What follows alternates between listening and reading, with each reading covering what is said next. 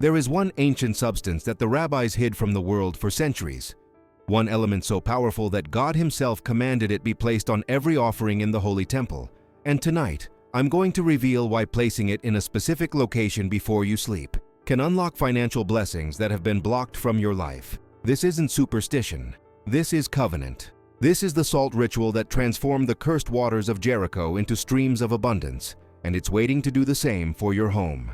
My friend, what I'm about to share comes from the deepest wells of Kabbalistic wisdom, from the Torah itself, from secrets that have been whispered from generation to generation in Jewish households for over 2,000 years. The Hebrew word for salt is melach, and it appears 12 times in the Torah, but Vayikra, Leviticus chapter 2 verse 13, commands us with crystal clarity, "You shall season all your grain offerings with salt. You shall not let the salt of the covenant of your God be missing from your grain offering. With all your offerings you shall offer salt." Listen to those words again. The salt of the covenant. Not just salt, not just a mineral. A covenant. An eternal agreement between heaven and earth, between the divine and you. Before we go deeper, I need you to do something right now. Type these words in the comments. My home is a sanctuary of divine prosperity. Go ahead, type it now. This isn't just a comment. This is your declaration. This is you activating the spiritual frequency that will allow what I'm about to teach you to take root in your life. When you declare it, you open the gates. So type it now. My home is a sanctuary of divine prosperity. And as you continue watching, know that thousands of families across centuries have used these exact principles, and tonight, you join that sacred lineage. Now, let me take you on a journey through the mystical secrets of salt. Because before I reveal the one mistake that blocks everything, you need to understand the 7 sacred powers that salt carries. Powers that the ancient Kabbalists understood. Powers that modern science is only now beginning to validate. The first sacred power is the power of preservation and eternity. You see, salt does not decay. It does not spoil. It does not rot. This is why in 2 Chronicles chapter 13 verse 5, God made what the scriptures call a covenant of salt with King David and his descendants, meaning an everlasting, unbreakable promise.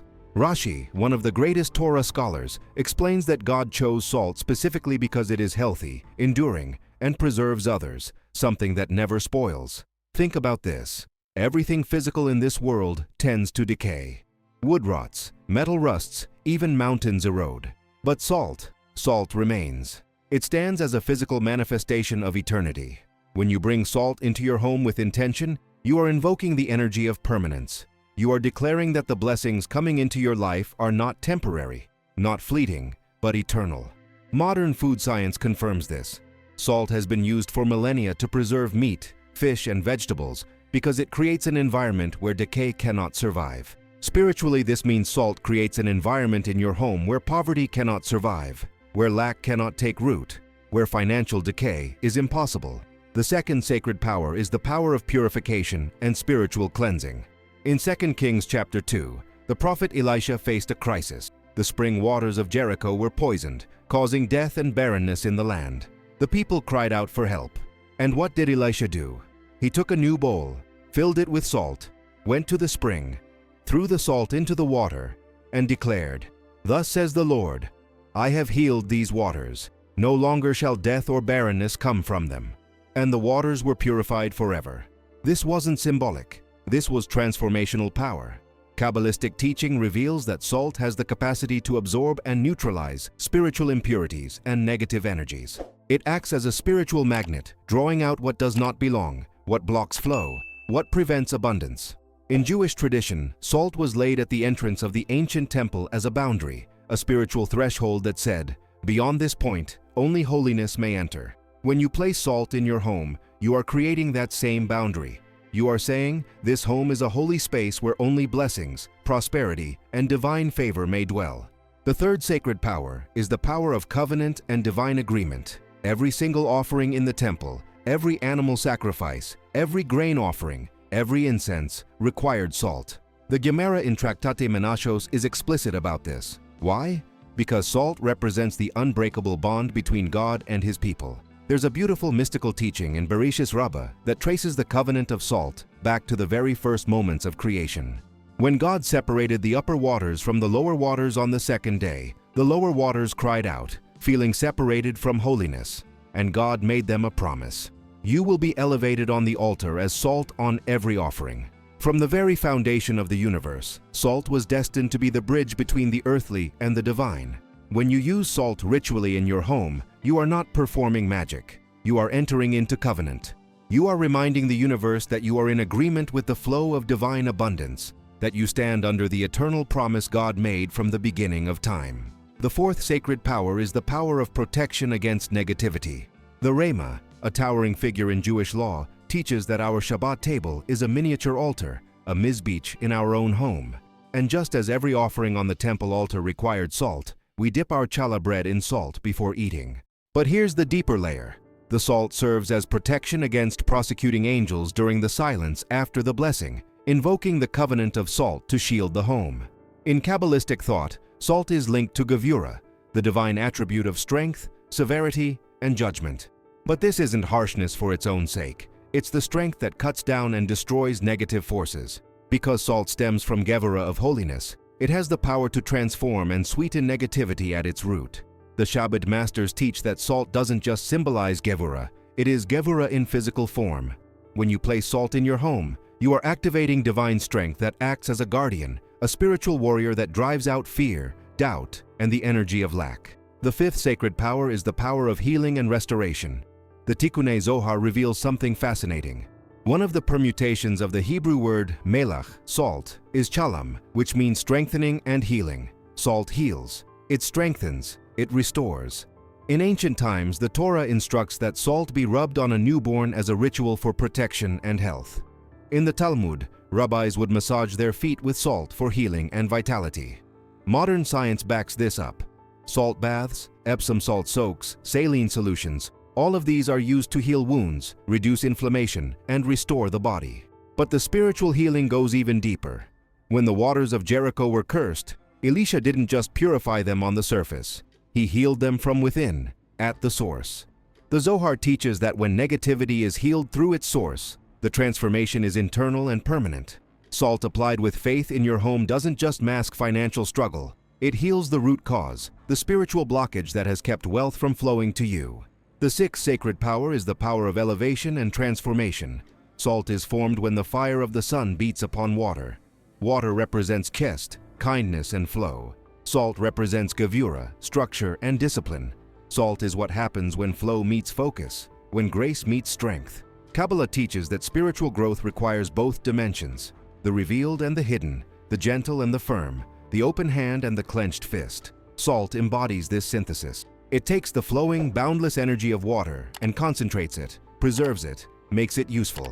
When you work with salt spiritually, you are telling the universe, I am ready to receive abundance, but I am also ready to structure it, to steward it, to make it last. You're not just asking for a windfall. You're declaring yourself capable of holding wealth, managing it, and using it for good. The seventh sacred power is the power of attraction and magnetic resonance. Everything in the universe vibrates. Quantum physics tells us that atoms are always in motion, always humming with energy. Ancient Jewish mystics understood this thousands of years ago. Your words, your thoughts, your environment, all of these emit frequencies. Proverbs chapter 18 verse 21 says, "Death and life are in the power of the tongue. What you speak, you create. What you focus on, you attract." Salt, because of its crystalline structure, is a natural conductor of energy. It doesn't just sit passively. It amplifies, it draws, it resonates. Have you ever stood by the ocean and felt an inexplicable peace wash over you? That's not coincidence. That's salt water cleansing your energetic field, recalibrating your frequency to match the rhythm of creation. When you place salt intentionally in your home, you're not decorating, you're tuning. You're adjusting the vibration of your space to match the frequency of prosperity, abundance, and divine favor. And when your home vibrates at that frequency, miracles stop being rare and start being normal. Now, my friend, here's what most people don't realize. You can have all 7 of these powers activated. You can understand the covenant, the protection, the healing, the elevation. But if you make one critical mistake, if you place salt in the wrong way, in the wrong location, or worse, if you ignore the one principle I'm about to reveal, all of that power gets blocked. And this is where 93% of people, even those who know about salt's spiritual properties, sabotage their own breakthrough. The mistake is this: They treat salt like a decoration instead of a declaration. They sprinkle it randomly. They use it once and forget about it. They place it in areas of the home that are spiritually dormant instead of in the power center where energy flows most strongly. And the number one place people get wrong is this. They put it anywhere but the bedroom. Listen closely. Your bedroom is not just where you sleep. It's where your subconscious mind is most active, most receptive, most open. For 6 to 8 hours every night, while your conscious mind rests, your subconscious is absorbing the energy of the space around you. If that space is cluttered, chaotic, or spiritually stagnant, you will wake up tired, anxious, blocked, no matter how many hours you slept. But if that space is purified, aligned, and charged with the covenant energy of salt, you will wake up inspired, clear, ready to receive the opportunities that heaven is sending your way. The Torah teaches in 1 Corinthians 14:33, God is not the author of confusion, but of peace. Your bedroom must reflect that peace. It must be a temple, not a storage room. And here's the part that changes everything. The bedroom is where dreams are born, both the dreams of your sleep and the dreams of your future. It's where your spirit meets God in the stillness. When you sanctify this space with salt, you are creating a portal, a gateway through which abundance flows from the spiritual realm into your physical reality. So here's exactly what you need to do. Tonight, before you go to bed, take a clean, clear glass. Not plastic, not metal. Glass, because glass represents clarity and purity. Fill it 3/4 full with the cleanest water you can find.